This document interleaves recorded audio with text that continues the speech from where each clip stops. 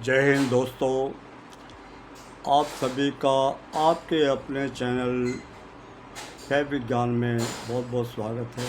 और आपका नकारा नाकाम MS चौहान आपको सादर प्रणाम करता है। तो दोस्तों, इस कंपटीशन के युग में मार्केटिंग करने चला था मैं कि मार्केटिंग का जो हब है उसके अंदर उतर के चला था। अपने जो गारमेंट्स क्लीनिंग एंड केमिकल का जो टेक्नीशियन का जो मेरे को ठप्पा लगा हुआ था मेरे ऊपर, जो मैंने 45-46 साल इसमें जो पापड़ बेले थे, तो मैं उसको अपने आप को बहुत बड़ा महारथी समझ रहा था।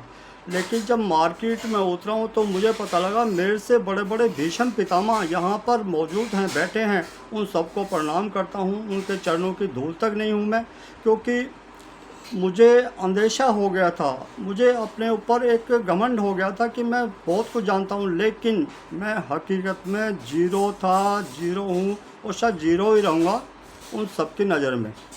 तो दोस्तों, इस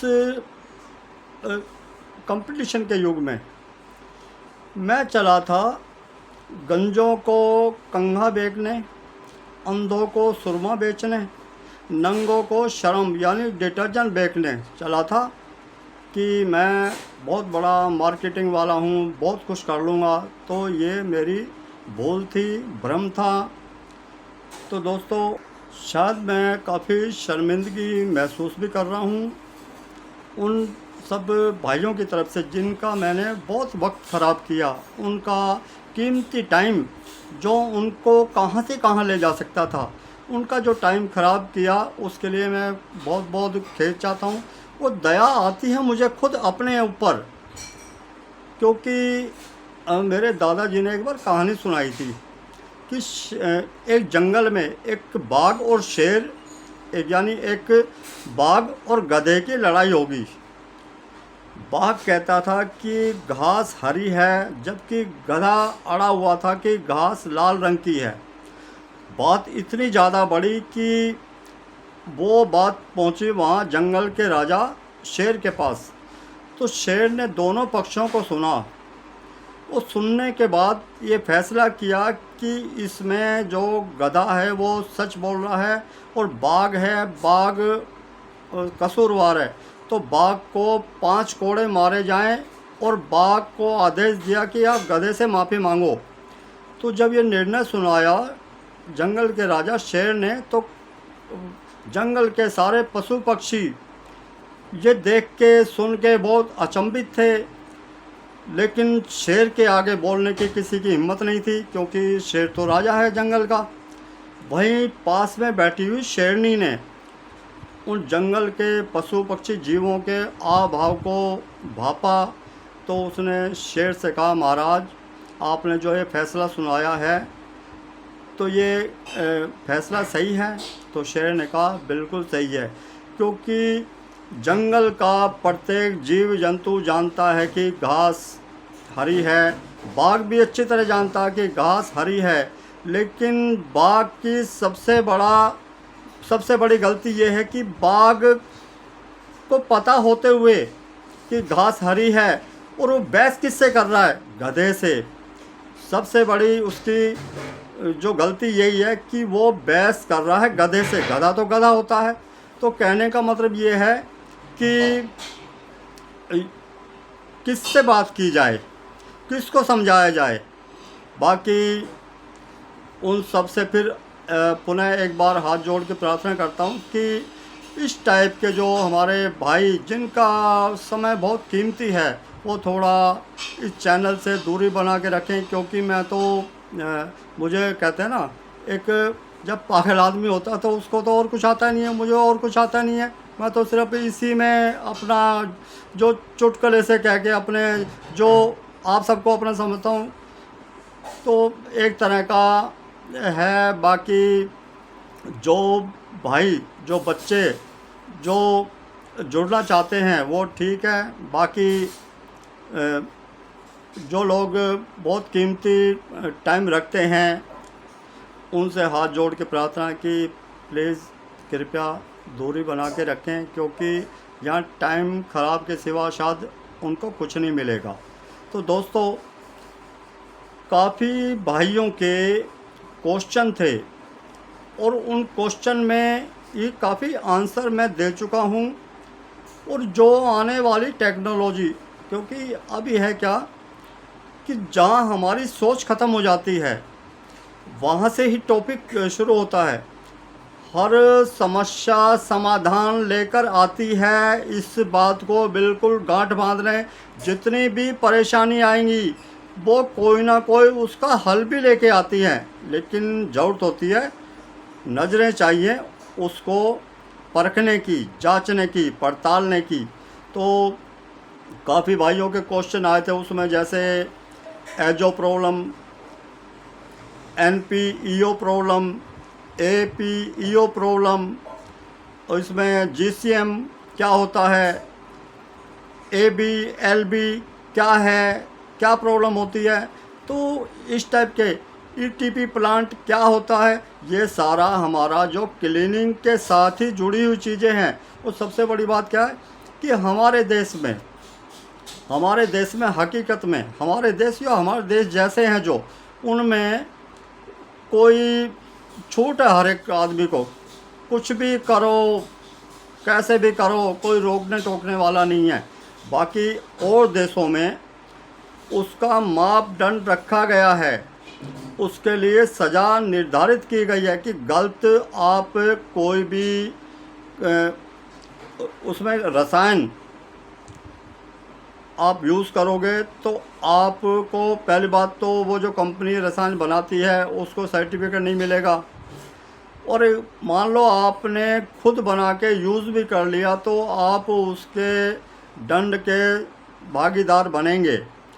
यहाँ भी है, इंडिया में भी है, ब्लू साइन नाम की संस्था है, वो इन चीज़ पे निगरानी रखती है।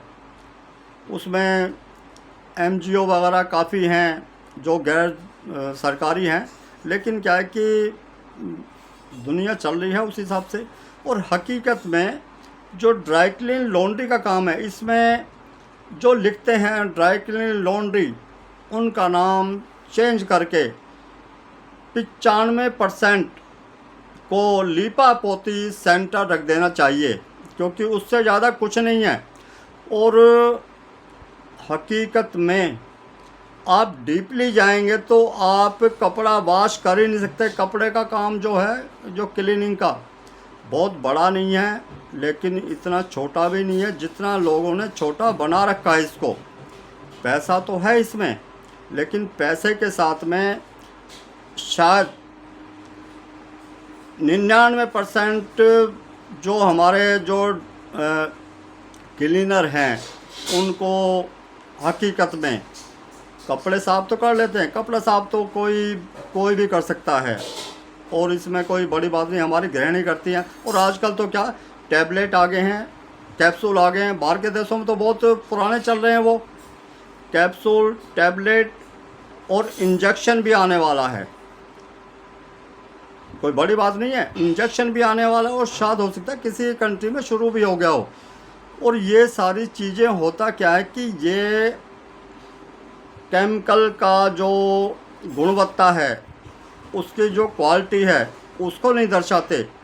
विज्ञापन ही इनको बड़ा चढ़ा के दिखाता है कि कौन सा केमिकल अच्छा है, कौन सा बुरा। उसी के भरम जाल में हम फंसकर उसमें उलझ जाते हैं कि हाँ ये अच्छा है ये, जबकि एक छोटा सा मुद्दा है क्लीनिंग का। भाई क्लीनिंग होती कैसे है, बहुत बार बताया है, लेकिन उसको बड़ा चढ़ा के, बड़े बड़े पोस्टर लगा के, बड़े बड़े जो इसमें हमारे प्रसिद्ध कलाकार हैं, जो हमारे सेलिब्रिटी हैं, उनको मोटा मोटा पैसा देके विज्ञापन प्रसारित किए जाते हैं, जिससे 10 रुपए की चीज़ 100 की या 100 की 200 की 250 की बिकती है। केमिकल की कीमत होती है 10 रुपये, और सारा मटेरियल लगाने के बाद, विज्ञापन लगाने के बाद वो 100 रुपये की पहुंच जाती है। कपड़े साफ कितने होते हैं वो आप सबको पता है। तो दोस्तों, अभी जो हमारा शुरू होगा वो होगा बिल्कुल न्यू टेक्नोलॉजी के ऊपर। पुराने केमिकल के विषय में बताएंगे और न्यू टेक्नोलॉजी के विषय में बताएंगे। खाली वो ही भाई जुड़ें जो हकीकत में, और बाकी कहते हैं ना सब्सक्राइब करो, लाइक करो, ये भाई इन झमेलों से, क्योंकि मुझे तो पता नहीं इससे होता क्या है, लोगों को क्या मिलता। हमें तो आज तक कुछ नहीं मिला। क्यों? हमारा तो शायद कमी मेरे अंदर रही हो कि भाई ना मैं बोलना चाहता हूँ ना मैं बोलूँगा। बाकी जिसको करना वो कर सकते हैं, और जिसको ना करे उसके लिए कोई पाबंदी भी नहीं है। तो दोस्तों, बाकी मेरा डेली काम होता है 2 से 4 घंटे राइटिंग वर्क करना, लिखना। केमिकल या वीडियो चाहे तो मैं दिन में 10 भी, 20 भी, 30 भी डाल सकता हूँ, क्योंकि मुझे करना कुछ नहीं है, सामने मोबाइल रखना है, सिर्फ बोलना है। तो दोस्तों, अपनी जो भी प्रॉब्लम है उसको कमेंट करें। आप कहाँ से कर रहे हैं, अपना नाम कहाँ से कर रहे हैं, कौन से शहर से कर रहे हैं, उसके विषय में बताएं। अच्छा, काफ़ी कन्फ्यूजन क्या रहती है कि काफ़ी भाइयों के या हमारे बच्चों के फ़ोन आते हैं तो वो खुल के नहीं बताते, वो बताते हैं कि घर के लिए, क्योंकि घर का जो क्लीनिंग होती है उसका अलग प्रोसीजर है, जो हमारे ड्राई क्लीनर होते हैं उनका प्रोसीजर अलग है, जो इंडस्ट्री के अंदर काम होता है उसका प्रोसीजर अलग है। इंडस्ट्री के अंदर तो आप, और सही बता रहा हूँ, जो बड़े बड़े जो महारथी हैं ना, ये जो ट्रेनिंग देते हैं, इंडस्ट्री के अंदर कोई सिखाने वाला नहीं है, वहाँ खुद सीखना पड़ता है। और जब नाम सुनेंगे ना प्रॉब्लम का, तो शायद उनके बड़ों को भी, कर बड़े तो इस लाइन में शायद थे या नहीं थे, शायद उनको भी ना पता हो।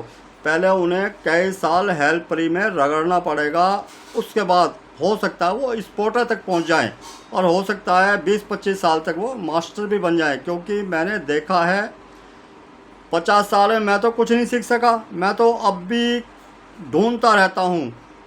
और सबसे बड़ी बात है क्लू मिलना।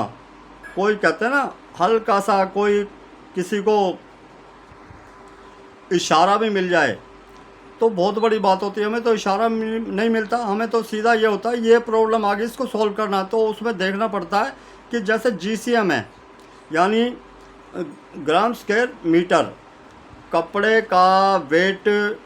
अब हमने वाश तो कर दिया, हम कपड़े के वेट कहाँ तोलते हैं? हमारे यहाँ वेट भी तोला जाता है, वॉशिंग से पहले, वॉशिंग के बाद, कि उसका जो GCM इतना आना चाहिए, pH वैल्यू इतनी आनी चाहिए, सारा कुछ देखा जाता है। उसको आप ज़्यादा छेड़ नहीं सकते, क्योंकि गारमेंट बनता है उस टाइम भी GCM देखा जाता है, कपड़ा वॉशिंग के बाद भी देखा जाता है। कपड़े को अगर आप GCM ज़्यादा है और उसको आप प्रेस कर देंगे, चौड़ा कर देंगे, क्योंकि उसको विड्थ के हिसाब से, यानी उसका जो वर्ग के मीटर के हिसाब से उसको नापा तोला जाता है। तो आप एक समस्या से हटते दूसरी समस्या खड़ी मिलती है। आपको सबको निर्धारण करना, सबको